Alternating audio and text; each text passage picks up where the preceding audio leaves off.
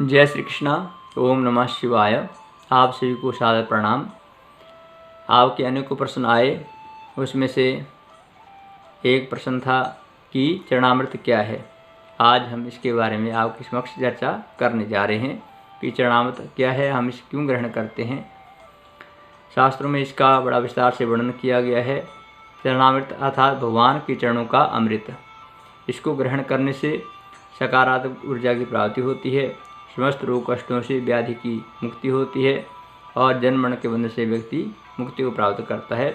ऐसे प्रमाण शास्त्रों में दिए गए हैं, जिसमें से आप जानते हैं सभी कि जब भगवान विष्णु ने वामन भगवान का अवतार लिया था, तब वह राजा बलि के पास गए थे और उन्होंने राजा बलि से 3 पग भूमि मांगी थी। तो राजा बलि ने भगवान वामन को 3 पग भूमि देने का संकल्प किया था और जब उन्होंने संकल्प दे दिया, तब पहले पग में उन्होंने संपूर्ण भूलोक आदि को नाप लिया और दूसरे पग में वह सर्वलोक आदि को नापते हुए ब्रह्मलोक में जैसे उनका चरण पहुंचा, तब वहां पर ब्रह्मा जी ने अपने कमंडलों में से जल को निकालकर उसके द्वारा भगवान के चरण का प्रक्षालन किया, उनके चरणों को धोया और वह चरणामृत जो है अपने कमंडलों में डाल दिया और उससे जो है गंगा मैया प्रकट हुई, जिसका बखान बड़ा विस्तार से शास्त्रों में किया गया है। और जब हम बांके बिहारी की आरती भी गाते हैं, तब भी एक पद आता है कि चरणों से निकली गंगा प्यारी, जिसने सारी दुनिया तारी। अर्थात भगवान के चरणों को प्रक्षालन करने मात्र से जो जल गंगा मैया के रूप में प्रकट हुई और जो आज भी धरातल में हम समस्त जीवों का, हम प्राणियों का जो है उद्धार करती है। इसके लिए अनेकों उदाहरण है वैसे तो, लेकिन रामचरितमानस तो आपने पढ़ी होगी, जिसमें अयोध्या कांड में वर्णन आता है। जब भगवान श्री रामचंद्र 14 वर्ष के वनवास के लिए निकले थे, तब केवट का प्रसंग जब आया, तब केवट के बाद जब पहुंचे तो उन्होंने कहा कि जब तक मैं आपके चरणों को धो ना लूँ, तब तक मैं जो है आपको नाव में नहीं बिठाऊंगा।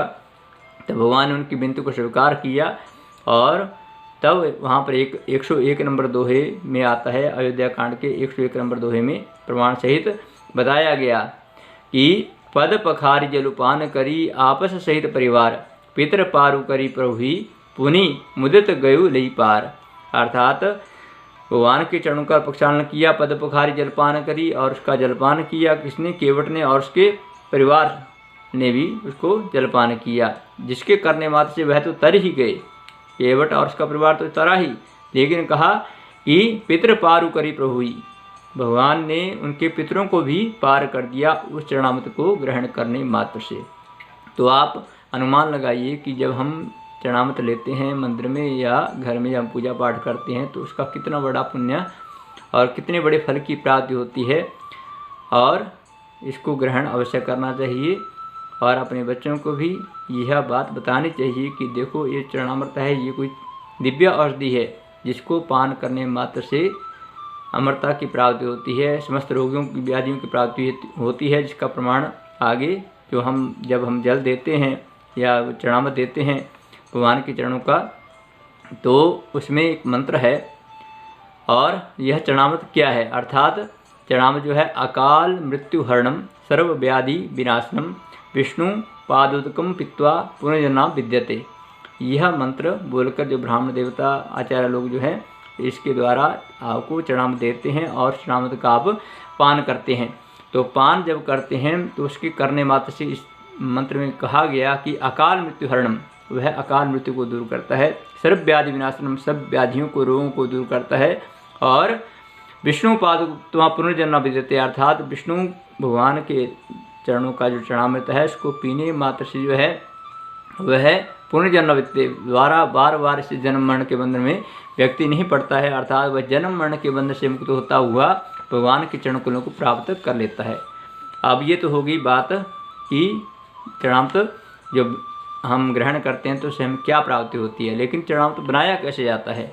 तो चरणामृत बनाने के लिए विधि है कि सबसे पहले तो ये तांबे का गिलास हो या तांबे का लोटा हो, उसमें जल डाल दें और उसके द्वारा भगवान का अभिषेक करें। लेकिन कई लोग जो है गंगा जल भी डालते हैं थोड़ा सा, तो गंगा जल यदि आप चरणामृत बना रहे हों अभिषेक के लिए, उसमें पहले आप उस गिलास में तांबे के गिलास में या लोटे में पहले थोड़ा सा गंगा जल डाल लें, उसके उपरांत फिर उसमें जल डालें।